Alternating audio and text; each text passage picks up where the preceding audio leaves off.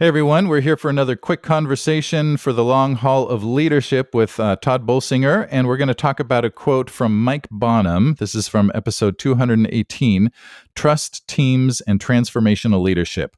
Here's what Mike said. He said, if you're going to recruit the right people to be on the team, then you need to release them to do the work that God has called them to do. Once again, if you're going to recruit the right people to be on the team, then you need to release them to do the work that God has called them to do. So this seems obvious. Of course, if you're going to recruit the people, you got to let them do the work. But Tod, why do you think Mike has to actually say this?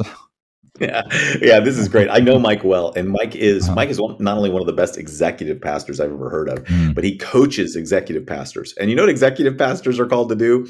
Usually manage all the people, right? Like they're the ones Right, who right, right, right. like the senior pastor comes in, and the lead pastor comes in with a vision and recruits Yeah, people, and they all get there, and then someone's got to manage them all.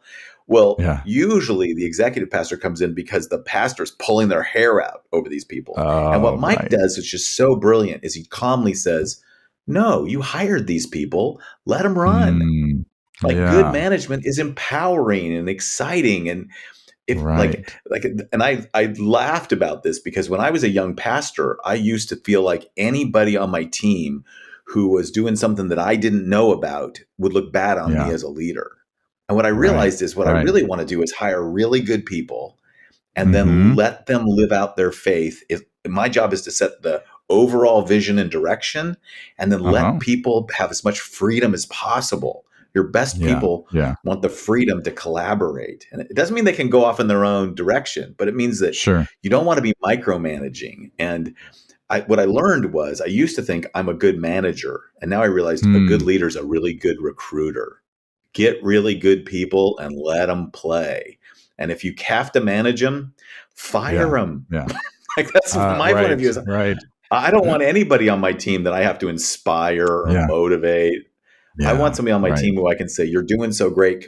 Let's just do this right. together in the same direction." Yeah, that's great.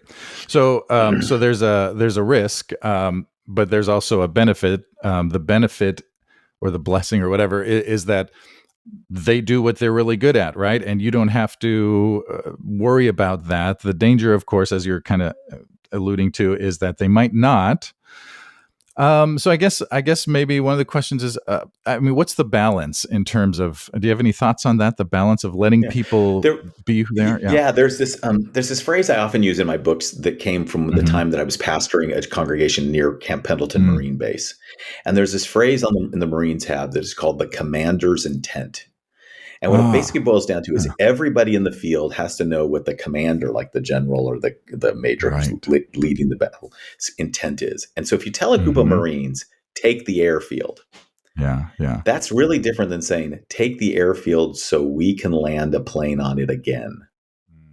Like the first scenario, those Marines are going to love blowing the heck out of that airfield. Like they're not going to land a plane on that thing Yeah, until Jesus comes back. The right, right, second right. way, they're going to take that airfield so that you preserve the tower, keep all the equipment, preserve Yeah. there's two different things. Well, what a leader has to do is have a very, very clear intent. This is our Hmm. mission. This is what we're about. Now I trust you to go accomplish that. Yeah, And if you yeah. get clarity around mission, which is why I've got a little book coming out called The Mission Always Wins. Mm. If you get clarity around mission, you can give people a lot of freedom to Yeah, move. But if you don't have clarity around mission, then what you have to do is you end right, up having to just control people to manage them right, in the right. same direction.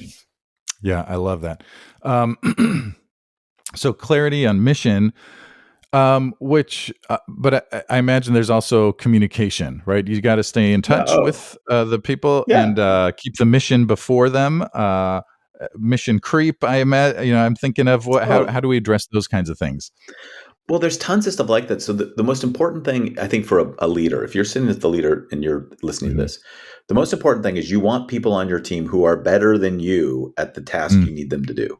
Mhm, mhm. What they need from you is support and wisdom and guidance and Yeah, clarity yeah, about the direction. So I think yeah, your job is to offer people clarity and support.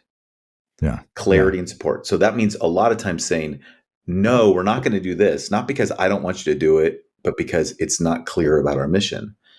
So Yeah. clarity and then support. How can I help you be able to achieve your ministry here? But the key Yeah. is that they're really good at what they do. Like I have a person who works for me who is amazing at social media and marketing and website and all this stuff. And man, she tells me what to do because I don't know that stuff.